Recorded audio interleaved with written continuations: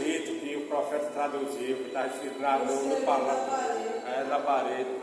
Exatamente. Se puderem, abram suas Bíblias em Daniel, capítulo 5, 25 a 28.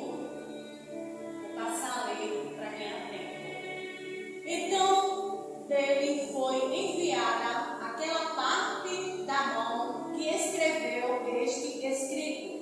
Este, pois, é o escrito que se escreveu, Mene, Mene, Tekel, Tassim. Esta é a interpretação daquilo. Mene, contou Deus o teu reino e o acabou. Tekel, pesado foste na balança e foste achado em falta.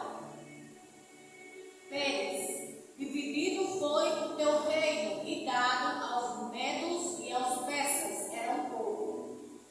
Então mandou Belzazar que vestissem a Daniel de púrpura e que ele lhe pusessem uma cadeia de ouro ao pescoço e proclamassem a respeito dele que havia de ser o terceiro no governo do seu reino. Naquela noite foi morto Belzazar, rei dos caldeus, e Dário, Medo, ocupou o reino, sendo da idade de 62 anos.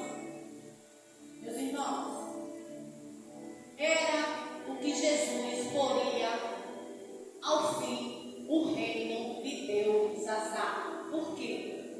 Deus julgou o reino de Belzazar como inapto,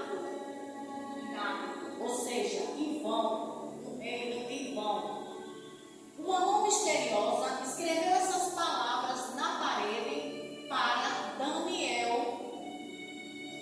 Belzazar exaltou-se contra Deus neste momento.